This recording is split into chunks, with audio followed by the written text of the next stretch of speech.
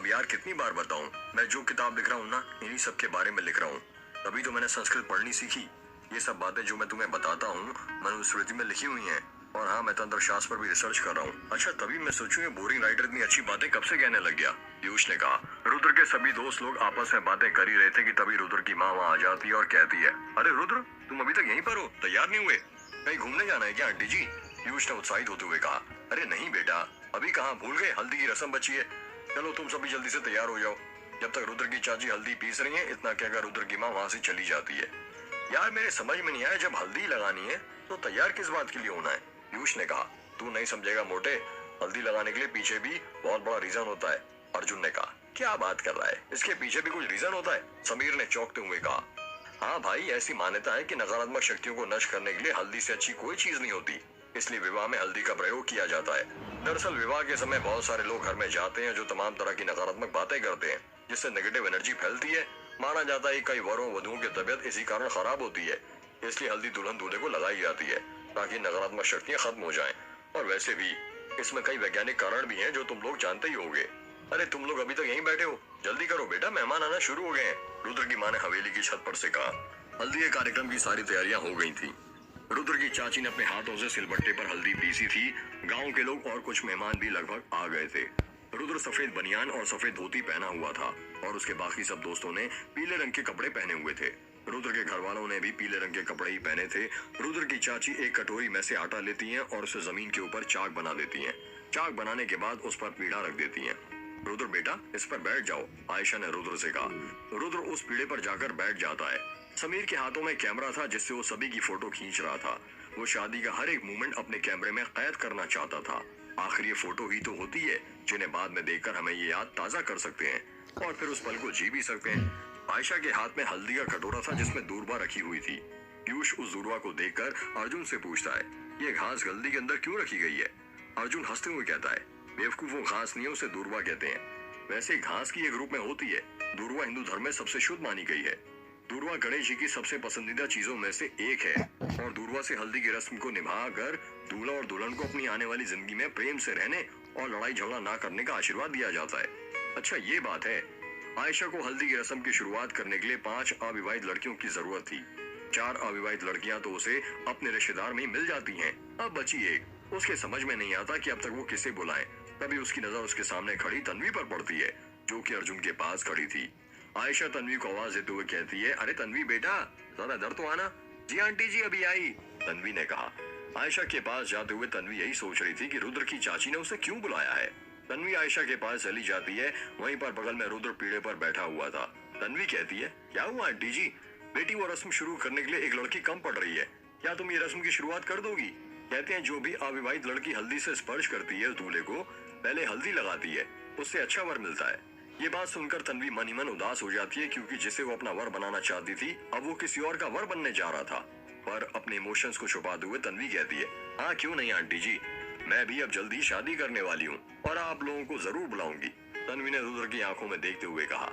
आयशा तन्वी के हाथ में हल्दी से भरा हुआ कटोरा देते हुए कहती है, ये लो बेटी, सबसे पहले इसे दूरबा से रुद्र के सिर के ऊपर से नीचे तक 5 बार हाथ घुमाओ। तन्वी कटोरे में दूरबा उठाती है और अपने दाएं हाथ से 5 बार रुद्र के सिर के ऊपर से पांव तक फेरती है। अरे ये क्या बेटा, तुमने तो अपने दोनों हाथों में जरा भी हल्दी नहीं लगने दी। जब तक हल्दी नहीं लगेगी तो मनपसंद लड़का कैसे मिलेगा? चलो अभी हल्दी रुद्र को लगाओ। तन्वी धीरे धीरे अपने हाथ आगे बढ़ाती है और अपनी 2 उंगलियां हल्दी के कटोरे में भिगो लेती है। उसके बाद वो अपनी दोनों उंगलियां रुद्र के गालों के पास ले जाती है। इस वक्त रुद्र और तन्वी दोनों ही एक दूसरे की आंखों में देख रहे थे।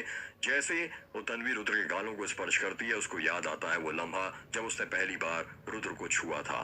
तन्वी अपने कॉलेज के दिनों में खो जाती है। उसको याद आता है भोपाल का UIT कॉलेज की मैकेनिकल बिल्डिंग का रूम नंबर 208, जब वो 2nd ईयर में थी। उस कमरे में सिर्फ वो और रुद्र थे। बाकी ये दोस्त नीचे ग्राउंड फ्लोर पर होली खेल रहे थे, जिनके हल्ला करने की आवाज उस कमरे में भी आ रही थी। रुद्र, मैं कह देती हूँ, मेरे पास मत आना, तन्वी ने कहा। अरे ऐसे कैसे, ये हमारी पहली होली है। हाँ पता है, पर प्लीज रंग नहीं। तुम्हें पता है ना मुझे रंग से एलर्जी है।